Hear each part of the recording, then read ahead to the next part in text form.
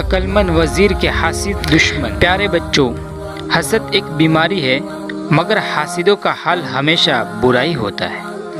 صدیوں پہلے کی بات ہے کہ ملک یمن پر ایک بادشاہ حکومت کرتا تھا۔ ملک میں امن و امان تھا، رعایا پر کسی قسم کا کوئی ٹیکس نہیں تھا، ہر طرف خوشحالی تھی، جس کی وجہ سے درباری اور مشیر بادشاہ کو الٹی سیدھی باتیں بتاتے رہتے تھے۔ ان سب کا ٹارگٹ اکثر وزیر ہوتا۔ اس طرح کئی وزیر رسوا ہوئے اور کئی ایک کو بادشاہ نے مروا دے دیا، جس کی وجہ سے درباری اور مشیر خود کو طاقتور سمجھنے لگے تھے۔ ایک دن بادشاہ نے ایک نیا وزیر مقرر کیا، جس وزیر کو چند دنوں میں پتہ چل گیا کہ دربار میں حاسدین کا ٹولہ بہت خطرناک ہے۔ وزیر ان کی طرف سے محتاط ہو گیا ہے، وہ انہیں اہمیت نہ دیتا، جس کی وجہ سے وہ اس کے خلاف ہو گئے۔ ایک دن ایک درباری نے بادشاہ کے کام میں کچھ کہا۔ بادشاہ نے ایک بکری منگوائی اور وزیر سے کہا کہ یہ بکری لے جاؤ، 1 ماہ بعد اس کا وزن اتنا ہی ہونا چاہیے، اسے خوراک ہماری طرف سے دی جائے گی۔ یہ سن کر وزیر پریشان ہو گیا اور حاسدی ٹولہ بغلے بجانے لگا۔ وزیر بکری لے کر اپنے گھر گیا اور سوچ بچار کرنے لگا۔ آخر ایک ترتیب اس کے ذہن میں آ گئی، اس پر عمل کرنے لگا۔ 1 ماہ بعد بادشاہ نے بکری منگوائی، اس کا وزن تقریباً اتنا ہی تھا جتنا پہلے تھا۔ بادشاہ اور حاسدین ٹولہ حیران رہ گیا کہ وزیر ان کے کاروبار سے بچ گیا ہے۔ بادشاہ نے حیرانگی سے پوچھا کہ اس نے کیا ترتیب کی کہ بکری کا وزن نہ بڑھا اور نہ کم ہوا۔ وزیر نے عرض کیا، عالی جاہ، اچھی خوراک کی وجہ سے اس کا موٹا ہونا فطری تھا۔ میں خوراک کے بعد اسے شیر کے سامنے باندھ دیتا تھا، جس کے خوف سے اس کا خون خشک رہتا اور موٹی نہ ہوتی، اور اچھی خوراک کی وجہ سے کمزور بھی نہ ہوتی۔ بادشاہ یہ ترتیب سن کر بہت خوش ہوا، اسے انعام و اکرام سے نوازا اور حاسدوں کو ڈانٹ پلائی۔ اب حاسد اور بھی دشمن ہو گئے، وہ کسی موقع کی طاق میں تھے تاکہ وزیر سے بدلہ لیا جا سکے، اور یہ موقع انہیں جلد ہی مل گیا۔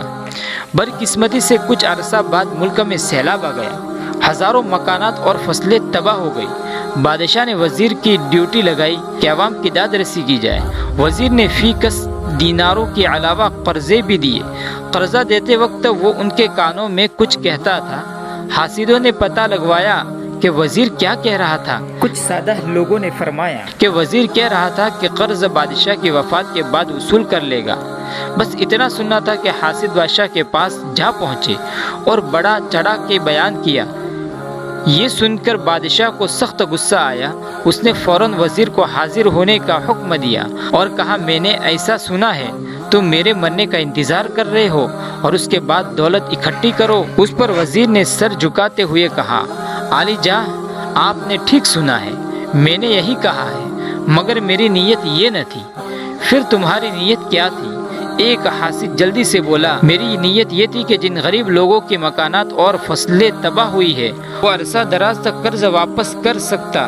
وہ لمحہ بادشاہ سلامت کی زندگی کے لیے دعائیں مانگتے رہیں گے کہ خدا نخواستہ اگر بادشاہ سلامت وفات پا گئے تو انہیں قرضہ واپس کرنا پڑے گا۔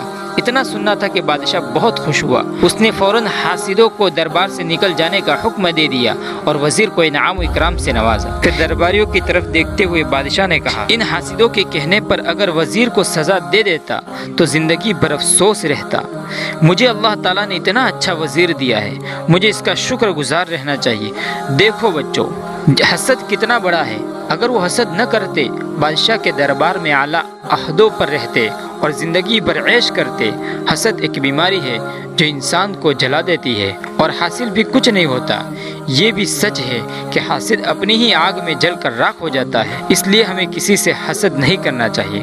دوستو، اس ویڈیو کو صرف سننے تک محدود نہ کریں، بلکہ اپنے اکابرین اور اپنے دوستوں تک اس ویڈیو کو ضرور پہنچائیں تاکہ یہ حسد کی بیماری نکل جائے۔ دوستو، چینل پر نئے ہیں تو چینل کو سبسکرائب کر کے بیل آئیکن کو ضرور پریس کر کے آل پر کلک کیجئے، اور ویڈیو اچھا لگا تو ویڈیو کو لائک کیجئے۔